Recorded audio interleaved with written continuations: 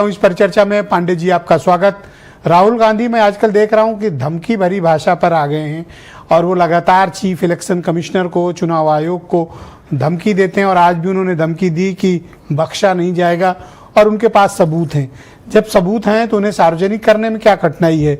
और एक संवैधानिक संस्थान के प्रमुख के लिए इस तरह से धमकी भरे शब्दों का इस्तेमाल, क्या बात यहाँ तक आ गई है? ब्रजेश जी, अगर संवैधानिक संस्था के मुख्य कुर्सी पर बैठा व्यक्ति चोरी पर उतारू हो तो वो संवैधानिक संस्था का गार्जियन नहीं रह जाता, फिर वो लोकतंत्र का हत्यारा हो जाता है। और उसके लिए आवाज़ उठाना सबके लिए जो है वो ज़रूरी हो जाता है। जो नहीं उठा रहे हैं उनको भी आके आवाज़ उठानी चाहिए। पहले चंद्रबाबू नायडू ने उठाया था इस पर सवाल, जो इनके घटक दल हैं। अब जेडीयू के सांसद ने उठाया, आपने चर्चा की। उन्होंने 4 महत्वपूर्ण बातें कही हैं। उन्होंने समय, तब जब खेती किसानी का समय है, अब क्यों करा रहे हो? पहले जब किसान खाली बैठा था बिहार का, तब क्यों नहीं करा लिया? ये एक सवाल उन्होंने समय पर उठाया, समय सीमा पर उठाया कि इतने कम समय, जैसा और भी लोगों ने चर्चा किया कि 10 दिन में कैसे होगा, हमें लग गए 10 दिन। और एक और बात उन्होंने प्रवासी पर उठाया। उन्होंने कहा मेरा बेटा अमेरिका में रहता है, उसका नाम वोटर लिस्ट में आ पाएगा कि नहीं, मुझे संशय है। और चौथी बात उन्होंने घुसपैठ पर उठाई। उन्होंने कहा कि मान लीजिए मैं बांग्लादेश की महिला से शादी कर लेता हूं तो यहां आएगी और उसके पास अगर ये 11 कागज ना हो तो क्या वो विदेशी या घुसपैठिया मानी जाएगी? ये 4 सवाल खुद इनके सांसद ने उठाए। उनको इन्होंने नोटिस जारी कर दिया। अजीत अंजुम ने इस पर रिपोर्टिंग की, उनके खिलाफ एफआईआर दर्ज कर दिया गया। ये है तानाशाही, ये है चोरी और डकैती। अगली बात करता हूं, सुप्रीम कोर्ट ने सजेशन दिया चुनाव आयोग को कि आप राशन कार्ड, आधार कार्ड, वोटर आईडी कार्ड को भी शामिल करिए। चुनाव आयोग ने यह बात क्यों नहीं मानी?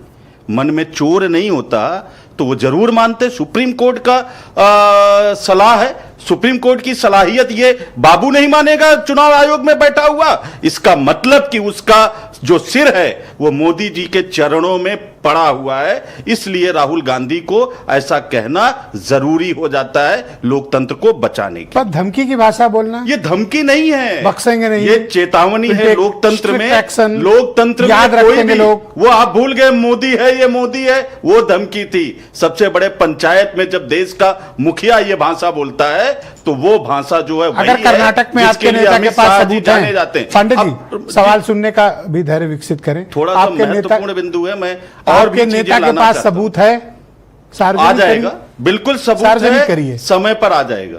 आप या मीडिया के कहने से वो सबूत नहीं आएंगे।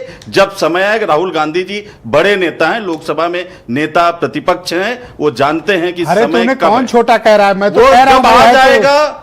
उन्होंने कुछ कहा है ना कि समय पर वो सामने आएगा, तो समय पर सामने आएगा। माननीय सुप्रीम कोर्ट में भी हम लोग गए, 28 जुलाई को फिर सुनवाई है। अब आगे आइए, मैं अभी कुछ डेटा की बात सुन रहा था, बड़े बड़े डाटा। देखिए ब्रजेश जी, चुनाव आयोग पूरे साल भर पुनरीक्षण करता रहता है, ये उसकी जिम्मेदारी। अंतिम पुनरीक्षण अभी 25 जनवरी 2025 को पूरा हुआ था। तब ये जो 18,66,869 मृतक संख्या दिखाई गई है, तब ये 25 जनवरी तक नहीं निकाले गए थे कि 4 महीने के अंदर इतने लोग मर गए बिहार में। पैंडेमिक आया था या आपने कुछ जहर खिला के लोगों को मार दिया? क्या हत्यारी सरकार है बिहार की, नीतीश कुमार की? दूसरा, 26 लाख मतदाता दूसरे विधानसभा क्षेत्र में स्थानांतरित हो गए। 4 महीने में 26 लाख लोग स्थायी रूप से स्थानांतरित हो गए। क्या आपने स्थानांतरित करने का कोई स्कीम चलाया था क्या? कहा जा रहा है 6.62%, लगभग 52 लाख लोग अपने पते पर नहीं पाए गए। ये केवल 4 महीने में हो गया मान्यवर। 4 महीने में ये 52 लाख लोग जो है कहीं और चले गए। और तो आपके पास विकल्प क्या है? अगर और कहीं अगर आप इस प्रक्रिया को नहीं मानते हैं तो क्या आप उनका मत काट दोगे? अगर जेडीयू के सांसद का बेटा अमेरिका में है तो आप उसका नाम वोटर लिस्ट से काट दोगे? ये और 24 में अभी चुनाव हुआ, उसमें उनका नाम रहेगा। अच्छा, जेडीयू सांसद का बेटा अमेरिका में है, ये खुद जेडीयू सांसद ने बोला है, उन्होंने बोला है। अब आगे आइए, बिहार के नेताओं के बच्चे अच्छी जगह पढ़ रहे हैं। आई नहीं, अप्रिशिएट। मुद्दा दूसरा देखिए ब्रजेश जी, हमारी चिंता बच्चों को क्यों है? पढ़ाना चाहिए। हमारी चिंता क्यों है ब्रजेश जी? सुनिए, 2020 में जो विधानसभा चुनाव बिहार में हुआ था उसमें 80 सीटें ऐसी थी जिसपे हार जीत का अंतर 10 से 20 हजार था। 41 सीट थी जिसमें हार जीत का अंतर 5 से 10 हजार था।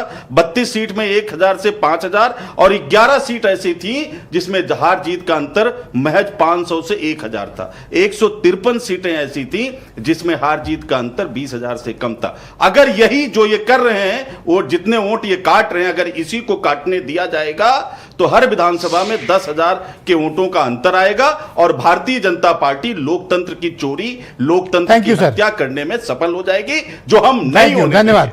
ऑल राइट, बहन भाइयों।